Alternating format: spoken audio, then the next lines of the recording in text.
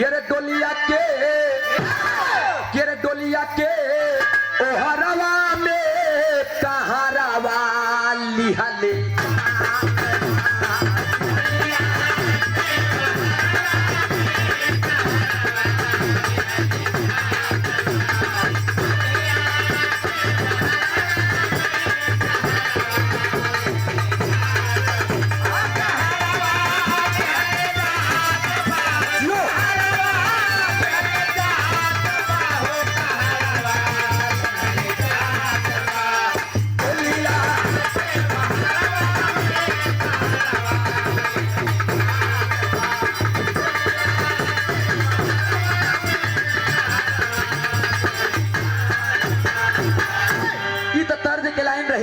लेकिन गौर करेंगे आप सब भगवान श्री इंद्र को जिनका पूजा गोकुलवासी मिल करके किया करते थे, एक बार हर बार के भांति फिर जब पूजन करने की जब तैयारी होती है बाबूजी, इधर नंदराय यशोदा मां तमाम गोकुलवासी मिलकर के तमाम प्रकार के चीजें बनाने लगते हैं।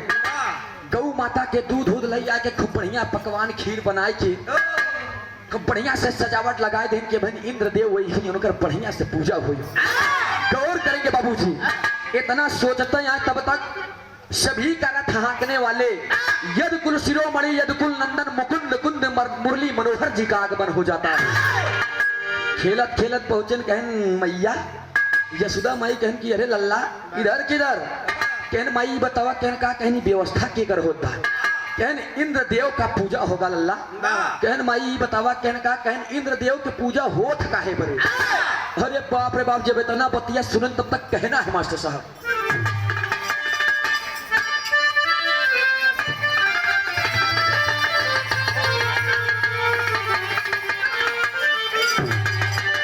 अरे अहम बसल अहम माने घमंड, और घमंड प्रभु का आहार होता है। कि अरे अहम बसल कि अहम बसल जही तनवा हो भोजनवा प्रभु के खास।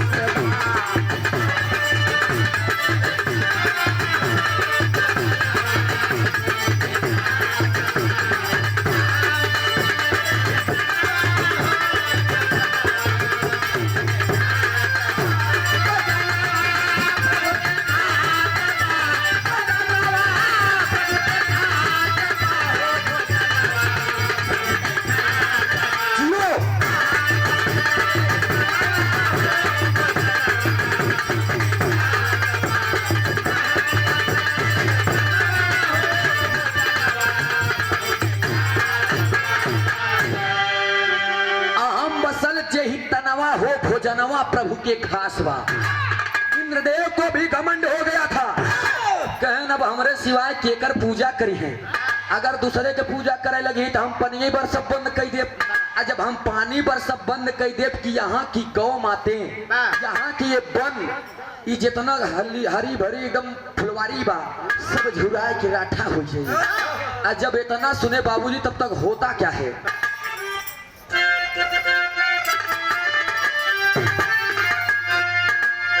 इंद्र पूजन की हुई तैयारी, इंद्र पूजन की हुई तैयारी गोकुलदार नवा हो।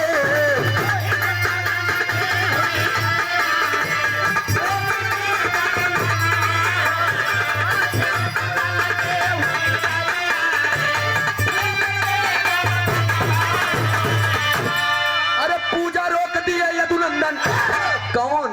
अरे पूजा रोक दिए यदुनंदन, तू नाते ही चनवा हो चनवा प्रभु की खास बा।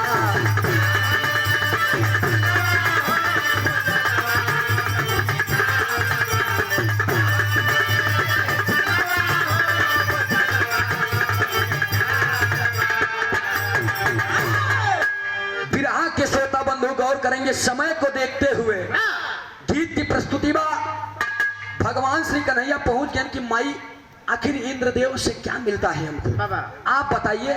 इतने पे यशोदा माई भगवान श्री कन्हैया को दुलारते हुए बता रही है, समझा रही है कि लल्ला अभी तुम नादान हो। क्या कहे मास्टर साहब?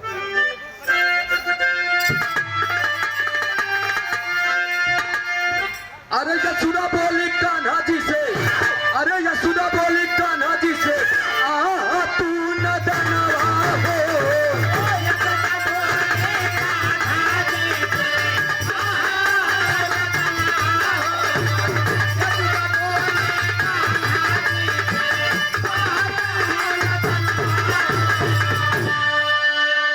केकर पूजा कैसे होई, अरे केकर पूजा कैसे होई, बताई दा करनवा हो, भोजनवा प्रभु की दास बा।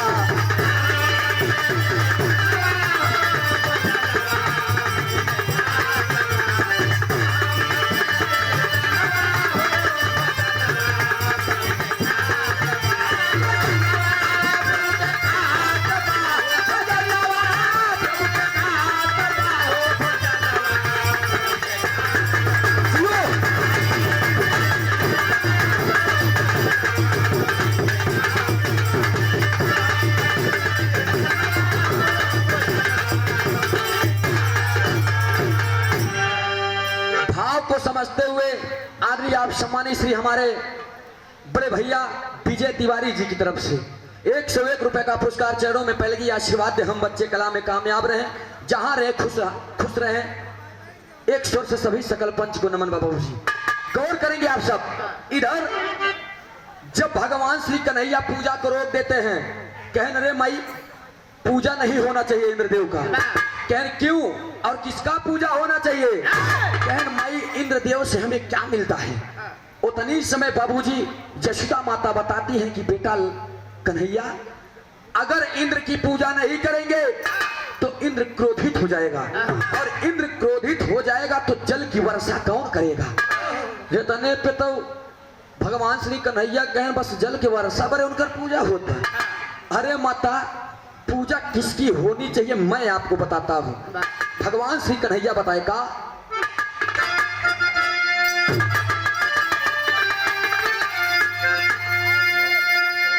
कहे कि अरे पूजा करना होई तब, पूजा कर होई ना तब, क्रोधित भये राजनवा हो।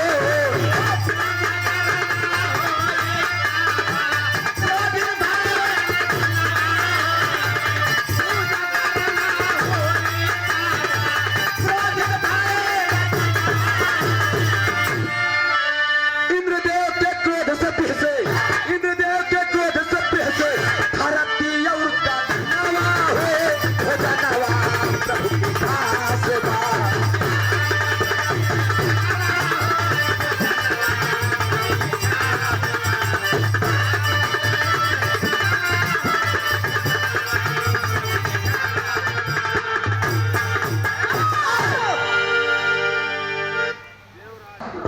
आए बाबूजी, इधर इंद्रदेव जब इंद्रदेव की पूजन मना हो जाती है, उसके बाद में पूजन किसकी करवाते हैं? भगवान श्री कन्हैया बताएं कि भैया अरे इस गौ की पूजा होनी चाहिए जो हम सबकी माता है। कहन लल्ला ये बात तो आपने सही कहा। कहन मैया ये गाय हमको दूध देती है जिससे मेरा पेट भरता है, इस वन की पूजा होनी चाहिए जहां पर ये गैया चरती है, जहां से शीतल मंद बयार हमको हवा मिलते हैं। मैया इस नदी की पूजन होनी चाहिए जिस नदी में जाकर के हम हमारे गौ सभी लोग पानी को पिया करते हैं, और इस चट्टान इस पहाड़ का पूजा होना चाहिए, इस पर्वत की पूजा होनी चाहिए जो आंधी और तूफानों से हम लोगों को बचाया करती है। माते जब इस बतिया को सुने बाबूजी यशोदा मैया कहे नान की लड़का हमारे कितना समझदार की बात करते बा। अपने बेटवा के दुलारते हुए बाबूजी उस समय इंद्रदेव की पूजन को छोड़ करके गोवर्धन पर्वत की पूजा किया करते हैं बाबूजी। तुरंत ही भगवान श्री कन्हैया के बात मान के जब गोवर्धन पूजन कई दिन बाबूजी, तब तक इंद्रदेव का जब समय हुआ, इंद्रदेव सोचे अरे बाप रे बाप, हर बार तो हमारा पूजन हुआ करता था, इस बार तो किसी ने मुझे याद तक नहीं किया। जब बाबूजी अपने गढ़ को भेजते हैं, दो चार जने आए, जब देखें कहें प्रभु कहन कहा, कहन अरे सब अनर्थ हो गया। कहन कैसे? कहन अरे आपकी बार तो पूजा गोवर्धन के हो गया। कहन गोवर्धन पर्वत का पूजा? कहन हाँ स्वामी, मैंने अपने आंखों से देखा है। जब इतना बतिया सुने इंद्रदेव इतने क्रोध में आ जाते हैं पवन देव को इशारा देते हैं, भरपूर हवा का झोंका लाओ, तूफान आंधी चलनी चाहिए। और खुदा ही इतना मूसलाधार बारिश करते हैं, इतनी बारिश होने लगती है बाबूजी, भगवान श्री कन्हैया अपने नख पर उस पर्वत को उठा लेते हैं। सभी गोकुलवासी उसी के नीचे आ जाते हैं। जैसे पहले मड़ही उठाई जात रही तो सब मनई मिल के उनमें लाठी लगाई देते रहे, वैसे गोवर्धन पर्वत जब अपने नख पे उठाए, नहीं कानी अंगुरिया सबसे छोटकी अंगुरिया पे भगवान श्री कन्हैया जब उठा लिए तो सभी गोकुल के वासी वहां ले जाए क्यों लाठी क्यों डंडा क्यों हाथ जैसे पहुंचे तो लगाए बा। 3 दिन तक बारिश हुई, लेकिन बाबूजी पूरे गोकुल वासियों का कुछ भी ना हो सका। जब कुछ नहीं भवा, तीसरे दिन इंद्रदेव अपने गढ़ को भेजते हैं कि जाओ देखो गोकुल वासियों का क्या हाल है। अब आयन गढ़ देखें तो गोकुलवासी राजा अपने मौज मस्ती में टहरत घूमत रहे। फिर पहुंचे, कहें स्वामी, कहन का कहें सब अनर्थ हो गया। कहन कैसे? कहन अरे बाप रे बाप, आपने इतना मूसलाधार बारिश किए, पवन इतना आंधी तूफान लिया है, कुछ नहीं था। कहन मतलब? कहन इतने पानी मैंने बरसा, आखिर पानी हुए क्या? जब बतनी बतिया, कहें स्वामी हम का जानी, अरे हम करे देखा तो सब राजा एकदम ठट्ठा मार के किलकारी मारा था। कहें जरूर इसमें कोई ना कोई करामात होगी। वहां से बाबूजी लौट करके आते हैं। इंद्रदेव जब देख लें कि सारी करामात यदि कुल शिरोमणि यदि कुल नंदन मुकुंद कुंद मुरली मनोहर जी का है, जब भगवान श्री कन्हैया जी को जान गए कि ये नारायण के अवतार हैं, उतनी समय बाबूजी भगवान श्री कन्हैया से अपने अहंकार को टूटते हुए देखकर गलती की क्षमा मांगते हैं और भगवान श्री कन्हैया से कहते हैं कि स्वामी मेरा घमंड चकनाचूर हुआ, मुझे क्षमा कीजिएगा। लास्ट में अपने परिवार के परिचय के बाद में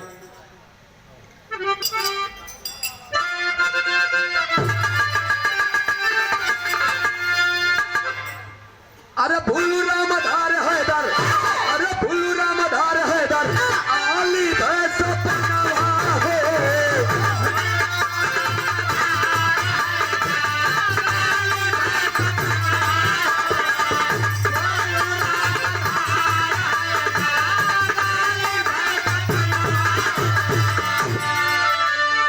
अरे भोजराज चाँद बाबा साथे, भोजराज चाँद बाबा साथे कैले रचनवा हो भोजनवा प्रभु निवास बा।